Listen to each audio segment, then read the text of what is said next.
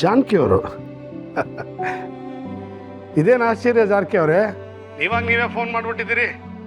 ಇದೇ ನೀವು ಹೇಳಿದ ಸರ್ಪ್ರೈಸಾ? ಆ ಸರ್ಪ್ರೈಸ್ ಏನು ಅನ್ನೋದು ನಿಮಗೆ ನಾಳೆ ಗೊತ್ತಾಗತ್ತೆ. ನಾನು ನಿಮ್ಮ ಹತ್ರ ಮಾತಾಡೋಣ ಅಂತ ಸುಮ್ಮನೆ ಕಾಲ್ ಮಾಡಿದೆ. ನೀವು ಬ್ಯುಸಿ ಇದ್ರೆ ಪರವಾಗಿಲ್ಲ, ನಾನು ಆಮೇಲೆ ಕಾಲ್ ಮಾಡ್ತೀನಿ. ಏ ಜಾನಕಿ ಅವರೇ, ನಾನು ಎಷ್ಟೇ ಕೆಲಸ ಇದ್ರು ನನಗೆ ಪರ್ಸನಲ್ ಸಮಯ ಅಂತ ಒಂದು ನಿಗದಿ ಮಾಡ್ಕೊಂಡಿರ್ತೀನಿ. ಅದರಲ್ಲಿ ನಿಮ್ಮ ಜೊತೆ ಮಾತಾಡಿದೆ ಅಂದರೆ ಆ ಸಮಯಕ್ಕೂ ಒಂದು ಅರ್ಥ ಸಿಕ್ಕುತ್ತೆ. ಯಾಕೆಂದರೆ ನೀವು ಅರ್ಥಗರ್ಭಿತವಾಗಿ ಮಾತಾಡ್ತೀರ. ನನ್ನ ಮಾತು ನಿಮಗೆ ಇಷ್ಟ ಆಗತ್ತೆ ಅಂದರೆ ಅದು ನನ್ನ ಅದೃಷ್ಟ. ನಿಮ್ಮ ಮಾತು ಅಷ್ಟೇ ಅಲ್ಲ, ನೀವು ನನಗೋಸ್ಕರ ಏನೇನು ವ್ಯವಸ್ಥೆ ಮಾಡಿದಿರೋ ಅದೆಲ್ಲ ನನಗೆ ಇಷ್ಟ ಆಗ್ತಾ ಇದೆ. ನಾನೇನು ಮಾಡಿದ್ದೀನಿ?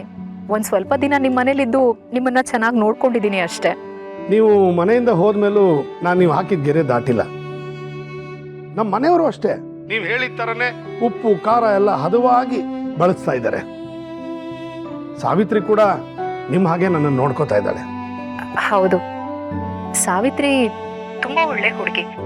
ಹೇಗಿದ್ದಾಳೆ ಪಾಪ, ಗರ್ಭಿಣಿ ಆದ್ರೂ ಮನೇಲಿ ಎಲ್ಲ ಕೆಲಸನೂ ಅವಳೊಬ್ಳೆ ಮಾಡ್ತಾ ಇರ್ತಾಳೆ. ಅವಳ ಬಗ್ಗೆ ನಿಮ್ಮ ಹತ್ರ ಮಾತಾಡ್ಬೇಕು ಅಂತ ನಾನು ತುಂಬಾ ಸಲ ಅನ್ಕೊಂಡಿದ್ದೆ. ಸಾವಿತ್ರಿ ಬಗ್ಗೆ ಮಾತಾಡ್ಬೇಕಾ?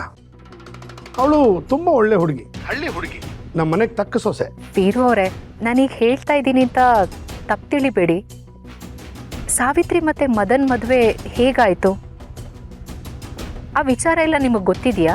ಯಾಕೆಂದ್ರೆ ಮದನ್ ಶ್ರೀಮಂತರ ಮನೆ ಹುಡುಗ, ಅಂದ್ರೆ ನಿಮ್ಮ ಮನೇಲಿ ಬೆಳೆದಿರೋ ಹುಡುಗ, ಸಾವಿತ್ರಿ ಹಳ್ಳಿ ಹುಡುಗಿ. ಪ್ರೀತಿಲಿ ಶ್ರೀಮಂತಿಕೆ ಬಡತನ ಇವೆಲ್ಲ ಮ್ಯಾಟ್ರ್ ಆಗಲ್ಲ ಜಾನಕಿ ಅವರೇ. ಹಾಗೆ ನೋಡಿದ್ರೆ ನಾನು ಚಿಕ್ಕನಿಂದ ಏನು ಶ್ರೀಮಂತ ಅಲ್ಲ. ಈ ಪ್ರೀತಿಗೆ ಅಂತಸ್ತು ಆಸ್ತಿ ಭೇದ ಭಾವ ಏನು ಗೊತ್ತಾಗಲ್ಲ. ಅಂದ್ರೆ ಅವರಿಬ್ರು ಮಧ್ಯೆ ಅಷ್ಟೊಂದು ಪ್ರೀತಿ ಇತ್ತ? ನನಗೆ ಯಾಕೋ ಹಾಗೆ ಅನ್ನಿಸ್ತಿಲ್ಲ. ಏನು ಹೇಳ್ತಾ ಇದ್ದೀರಾ? ಅಂದ್ರೆ ಮದನ್ ಅವಳನ್ನ ನೋಡ್ಕೊಳ್ಳೋ ರೀತಿ, ಮದನ್ ನಡವಳಿಕೆ ಇದೆಲ್ಲ ನೋಡ್ತಿದ್ರೆ ಅವನಿಗೆ ಅವಳ ಬಗ್ಗೆ ಪ್ರೀತಿ ಇದೆ ಅಂತ ನನಗೆ ಅನ್ನಿಸ್ತಾ ಇಲ್ಲ. ಅದು ಅಷ್ಟು ಪ್ರೀತಿ ಇರೋರು ಯಾರು ಗರ್ಭಿಣಿ ಹೆಂಡತಿನ ತಾತ್ಸಾರ ಮಾಡಲ್ಲ ಅಲ್ವಾ? ನಾನು ಸುಮಾರು ಸಲ ಅಬ್ಸರ್ವ್ ಮಾಡಿದ್ದೀನಿ. ಅವನ ಸ್ವಭಾವನೇ ಹಾಗೆ ಅಲ್ಲ ಅಂತ ಸುಮ್ಮನಾಗ್ಬಿಟ್ಟೆ. ಅವನ ಸ್ವಭಾವ ಏನೇ ಇರ್ಬೋದು, ಆದ್ರೆ ಅಷ್ಟು ಪ್ರೀತಿ ಮಾಡಿ ಮದುವೆ ಆಗಿರೋ ಹೆಂಡತಿ ಗರ್ಭಿಣಿ ಆಗಿರುವಾಗ ಕಣ್ಣಲ್ಲಿ ಕಣ್ಣಿಟ್ಟು ನೋಡ್ಕೊಳ್ತಾರೆ ಅಲ್ವಾ?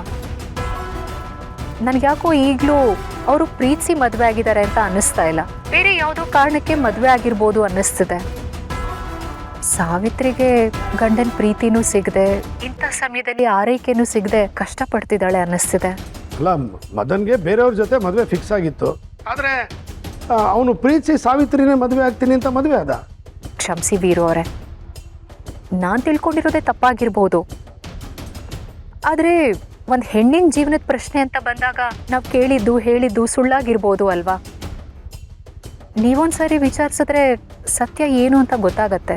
ಅಲ್ಲ, ಅವರಿಬ್ರು ಅನ್ಯೋನ್ಯವಾಗಿ ಬದುಕ್ತಾ ಇದ್ದಾರೆ.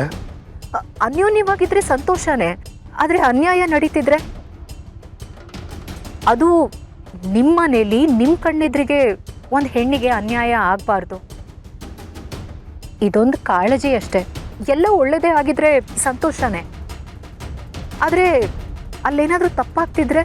ಸರಿ ಜಾನಕಿ ಅವರೇ, ನಾನು ಎಲ್ಲ ವಿಚಾರಿಸಿ ನಿಮ್ಮ ಹತ್ರ ಮಾತಾಡ್ತೀನಿ. ಸರಿ ವೀರು ಅವರೇ,